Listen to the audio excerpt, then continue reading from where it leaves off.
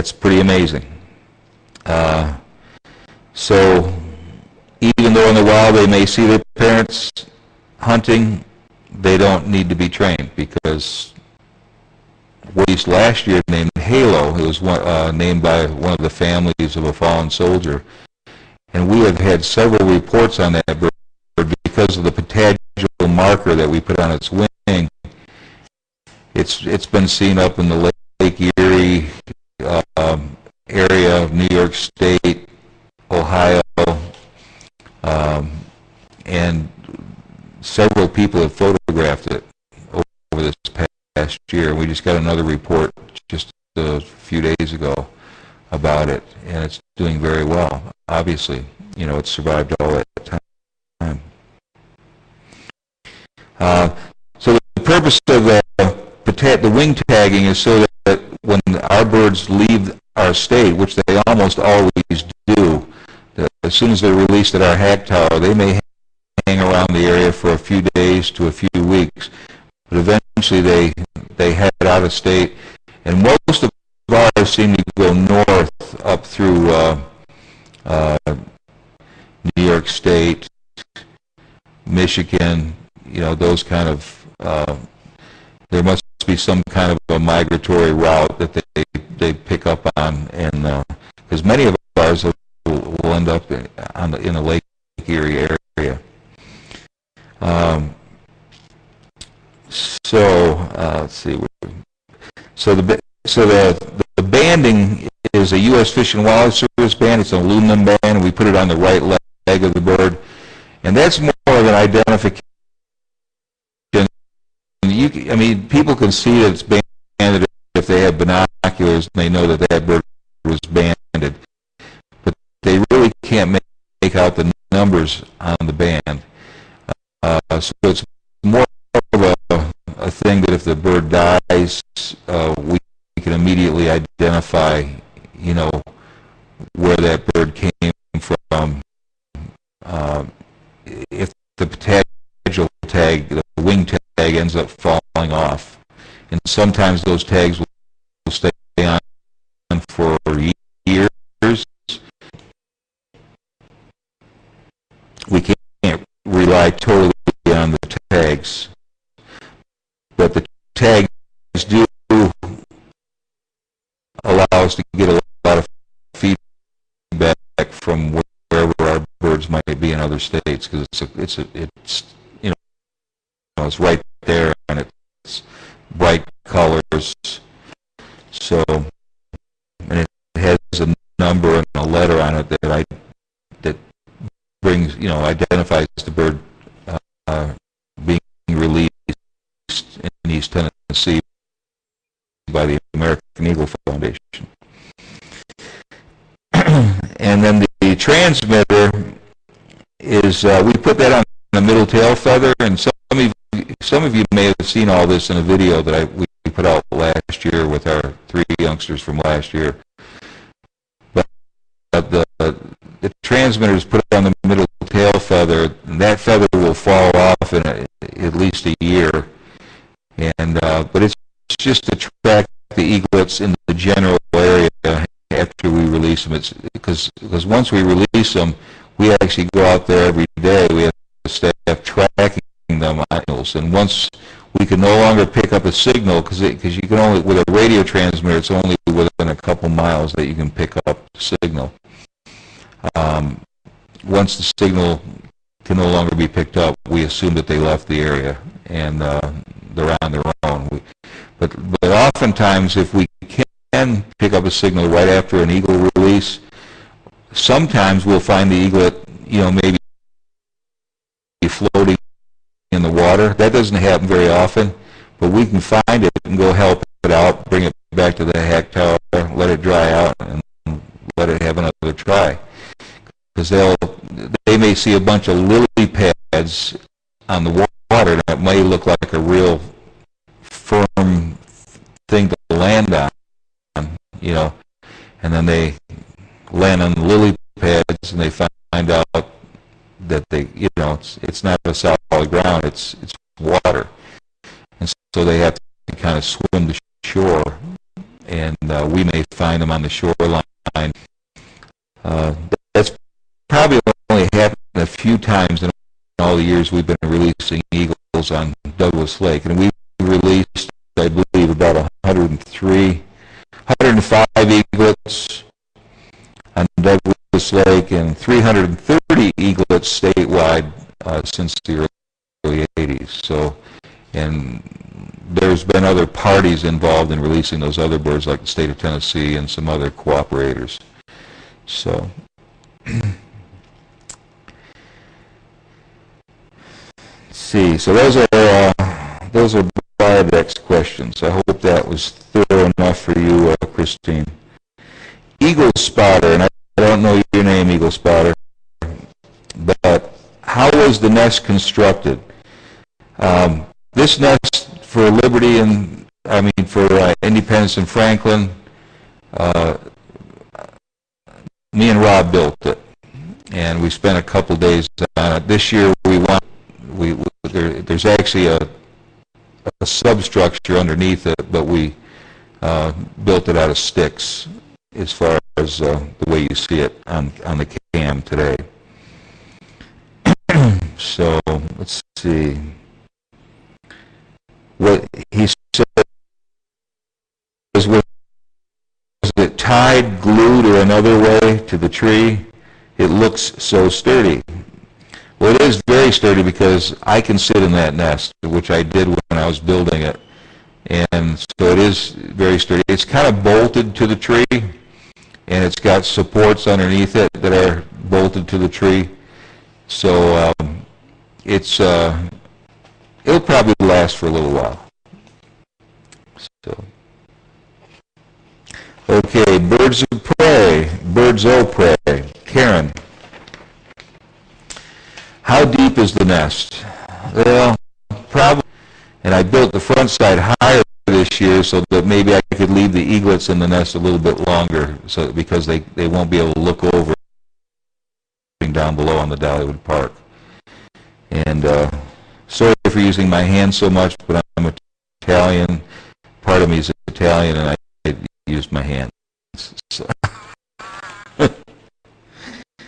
Anyways, let's see.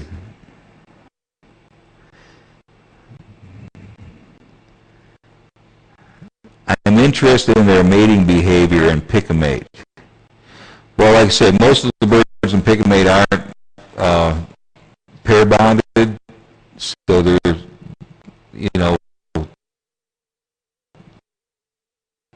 there's usually not any mating behavior going on in there. But every now and then a pair will come together in there, and what they'll do is they'll try to find their own little space somewhere on a little hill, a little corner of the hillside, and that's when we usually will either remove the eggs and put them in our incubators and hatch them over there, or put them under some of our foster parent birds off park, including our golden eagle pair. And then we'll hatch those young and either raise them with a puppet, or we'll put them in the nest of a pair whose eggs weren't fertile, so that they can, raise some young. So it just really depends on the situation. But usually, again, if a pair comes together and we know it's definitely a pair in the pick a mate section, we'll take them out and give them their own place to live, so they can be productive in peace without any disturbance.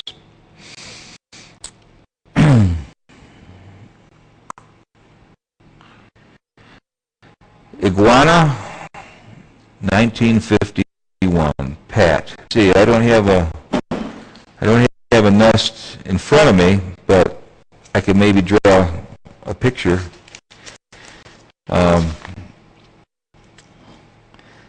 Here's a nest. There's the nest.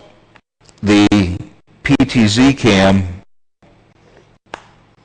is there, and it's above the nest a little bit. The overhead is on the tree up above, so you know, and there's one in the side of the nest here, and there's one in the side of the nest here, so that we can get all angles, no matter what the parents are doing and the babies are doing. We can pick up some kind of a view of what's happening. So, great drawing, isn't it? Oh, it goes like that. Hi, hope that answers your question. I didn't know that. When did you become aware of your interest in wild birds, and what was it that made you driven to form a foundation? Okay, well, that could be a long story. I'll try to do it as quickly as I can. I mean, when I was growing up, I lived in a small town between Buffalo and Rochester, New York. I basically lived on the outskirts of that small town, so I was out in the country, and I spent a lot of time, you know, rambling through the woods. When I grew up, we had, you know, our heroes were people like Davy Crockett and people like that. I mean, we didn't have all the other stuff that they have today, but so we spent a lot of time in the woods, just kind of, you know, my parents gave me a BB gun and a hatchet and a knife and all that at a fairly young age, and we'd spend time building forts in the woods. So animals were all around me, and you know, it's with you from a very young age. And I used to bring home all kinds of animals. I would make an excuse to bring home just about anything I could find, whether it be a raccoon or a duck or rabbits or, you know, whatever it was. I would bring it home and beg my parents if I could keep it, and I'd build a cage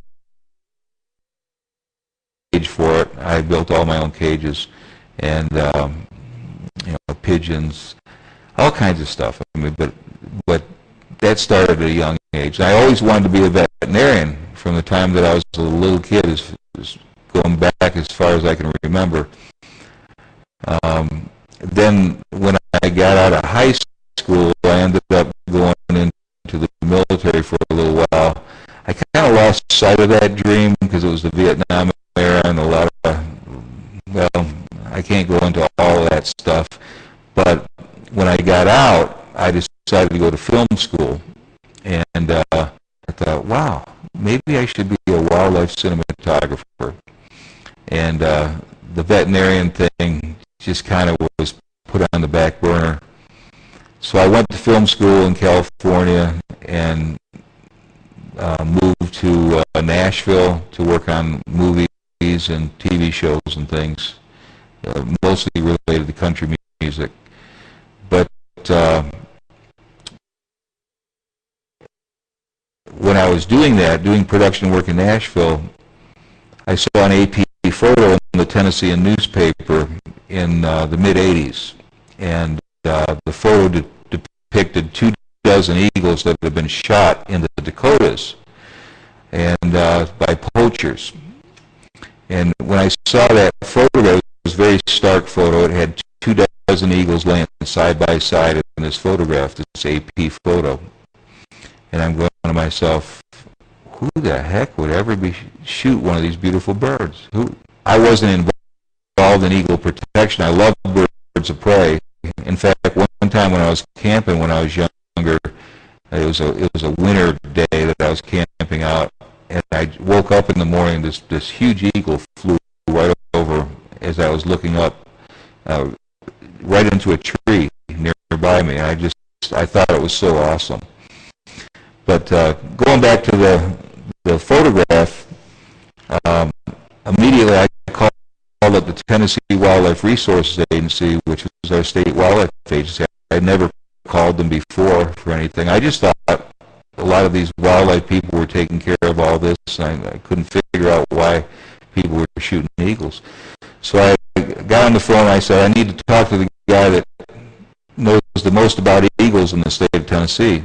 And they put me on the phone with a guy named Bob Hatcher, who was our non-game and endangered species coordinator for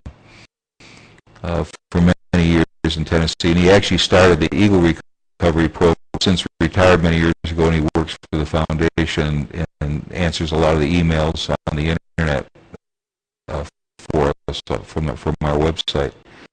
And he's our resident expert on eagles as far as being a wildlife biologist. I'm not a wildlife biologist. I'm a guy that just loves eagles and has learned a few things over the years. So anyways,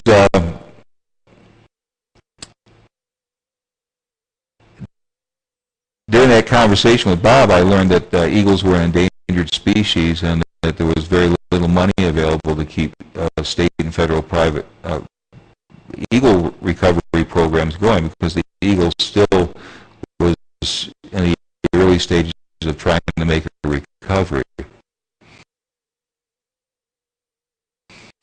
In the early 80s, I think, in the early 60s, it was only about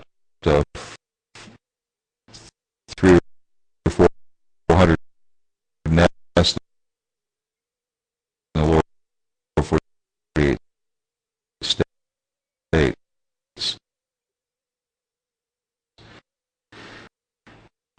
And so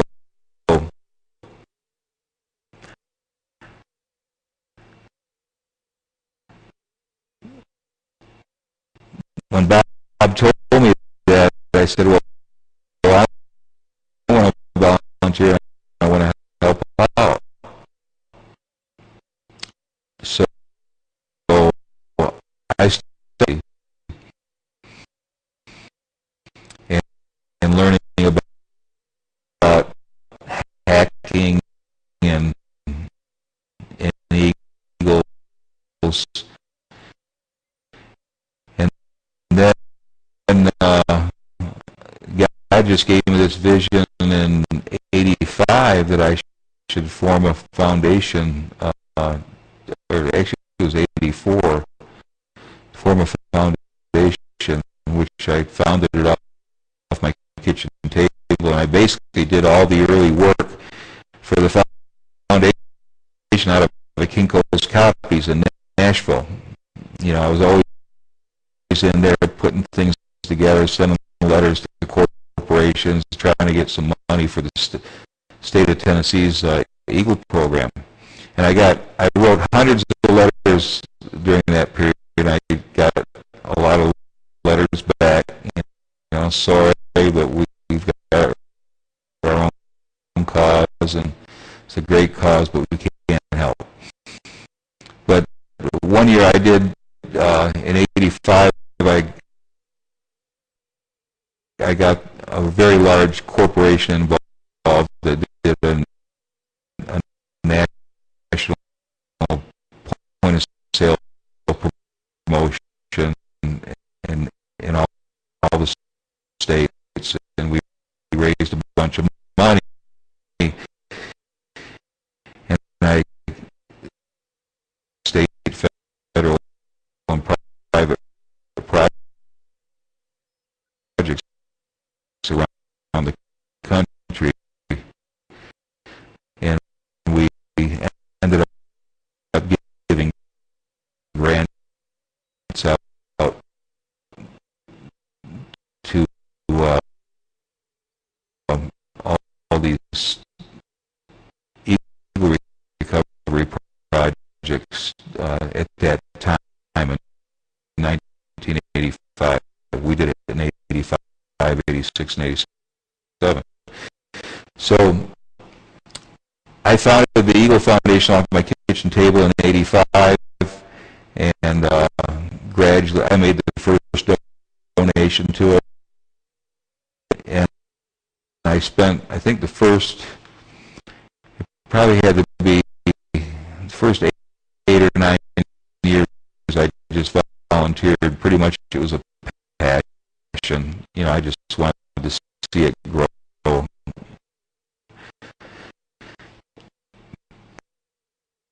And one thing led to another, and then we ended up at Dollywood, you know, who's been a great help to us and a great partnership for our efforts. And the foundation's been in existence for 27 years. That's kind of a short, quick answer. There's a lot more to it. And you believe in something, and you have a passion about it, you just keep going at it every day. You keep chipping away, keep doing something until it eventually may turn into something that you never dreamed of. And in my case, that's what happened. So I feel very blessed. I feel that a lot of what I do and have done is provided by God.